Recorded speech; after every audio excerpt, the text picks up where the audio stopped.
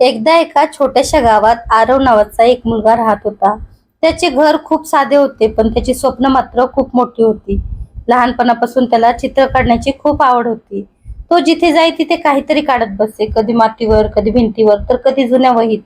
पण त्याच्या घरची परिस्थिती खूपच कठीण होती. वडील शेतमजूर आणि आई घरकाम करून थोडे पैसे कमवत होती.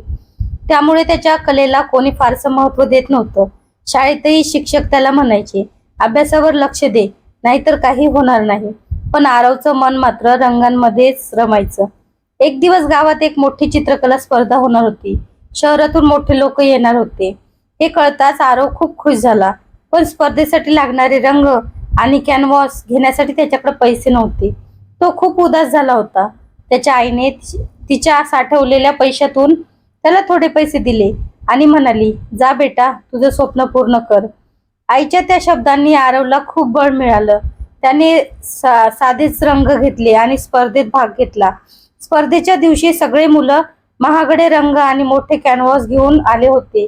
आरव मात्र साध्या समाधानासह उभा होता. काही जण त्याच्यावर हसले, पण त्याने त्याच्याकडे दुर्लक्ष केले आणि मनापासून चित्र काढायला सुरुवात केली. त्याने आपल्या गावाचं सुंदर चित्र काढलं. त्यात त्याच्या आईची मेहनत, वडिलांचा घाम आणि स्वतःची स्वप्न दिसत होती.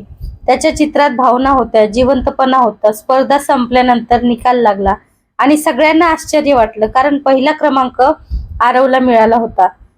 न्यायाधीशांनी सांगितलं की याच्या चित्रात खरी भावना आहे आणि तेच खरी कला आहे. त्या दिवसापासून आरवचं आयुष्य बदलायला लागलं. त्याला शहरात शिक्षणाची संधी मिळाली. त्याने खूप मेहनत घेतली आणि एक दिवस तो मोठा चित्रकार झाला. पण मिळाल्यावरही त्याने आपल्या आई वडिलांना आणि गावाला कधीच विसरलं नाही. तो परत गावात आला आणि तिथल्या मुलांसाठी एक चित्रकला शाळा सुरू केली, जिथे गरीब मुलांनाही त्यांची कला दाखवण्याची संधी मिळू लागली. आरव नेहमी म्हणायचा की स्वप्न मोठी असली पाहिजेत, परिस्थिती नाही. आणि त्याची ही कथा ऐकून गावातील प्रत्येक मुलाला स्वतःवर विश्वास ठेवण्याची प्रेरणा मिळाली. आणि अशा प्रकारे एका छोट्या मुलाच्या मोठ्या स्वप्नांनी संपूर्ण जगाचं आयुष्य बदलून टाकलं. कारण जेव्हा मनात जिद्द असते, तेव्हा कोणतीही अडचण मोठी वाटत नाही आणि यश नक्की मिळतं. आरवची कथा इथेच थांबली नाही, तर खरी सुरुवात इथूनच झाली.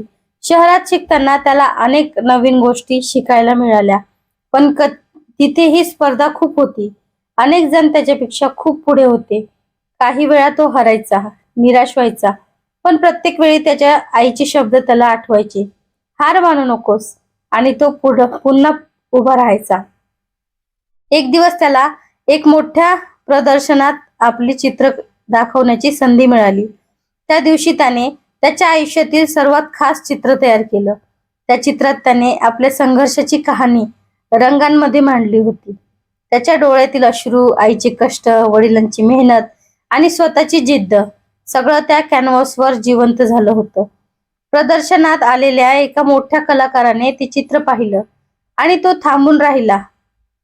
त्याने आरवला बोलवलं आणि म्हणाला, तुझ्यात खरी कला आहे, तू खूप मोठा होशील. त्या शब्दांनी आरवला एक नवीन आत्मविश्वास मिळाला.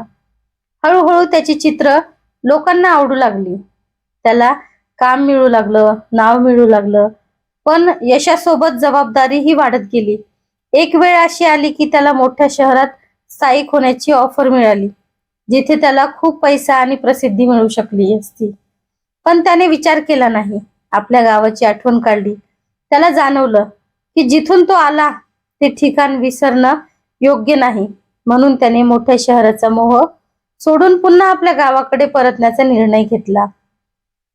गावात परतल्यावर त्याने फक्त चित्रकला शाळाच नाही, तर एक छोटं आर्ट सेंटर सुरू केलं, जिथे मुलांना मोफत शिक्षण दिलं जाईल आणि त्यांना त्यांच्या कलेतून पुढे जाण्याची संधी मिळेल.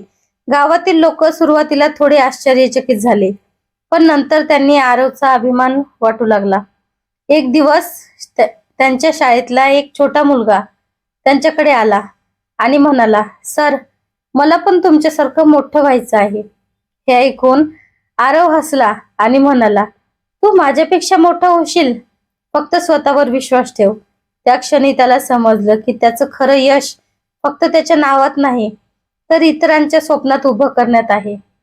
आणि अशा प्रकारे आरवची कथा एका मुलाच्या स्वप्नापासून सुरू होऊन हजारो स्वप्नांना दिशा देणारी बनली आणि गावात एक नवा प्रकाश निर्माण झाला, जिथे प्रत्येक मुलगा मुलगी आता स्वतःच्या कलेवर विश्वास ठेवू लागले आणि आयुष्य बदलण्याची हिंमत करू लागले.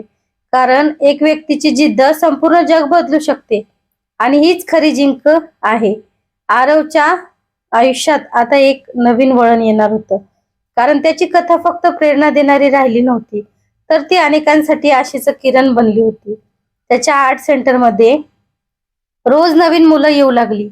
काहींच्या हातात कौशल्य होतं, तर काहींच्या डोळ्यात स्वप्न होती. पण प्रत्येकाच्या मनात एकच प्रश्न असायचा, आपण खरंच काहीतरी करू शकतो का? आरव त्यांना नेहमी एकच उत्तर द्यायचा, हो, जर स्वतःवर विश्वास असेल तर काहीही शक्य आहे. दिवसागणित त्यांच्या सेंटरची प्रसिद्धी वाढत गेली आणि एक दिवस शहरातून काही मोठी लोक त्यांच्या कामाबद्दल ऐकून गावात आले. त्यांनी आरवचं सेंटर पाहिलं, मुलांची चित्र पाहिली आणि खूप प्रभावित झाले. त्यांनी आरवला सांगितलं की ते या सेंटरला मोठ्या स्तरावर नेऊ इच्छितात आणि त्यासाठी त्याला शहरात शाखा उघडण्याची ऑफर दिली. ही संधी खूप मोठी होती, पण त्याच्यासाठी निर्णय घेणं सोपं नव्हतं, कारण त्याला भीती होती की शहरात गेल्यावर गावाकडे दुर्लक्ष होईल आणि जिथून सगळं सुरू झालं ते ठिकाण मागे पडेल. त्या रात्री तो खूप विचार करत बसला आणि पुन्हा एकदा त्याला त्याच्या आईचे शब्द आठवले, मोठं हो पण माणुसकी सोडू नकोस. त्या एका वाक्याने त्याला दिशा मिळाली.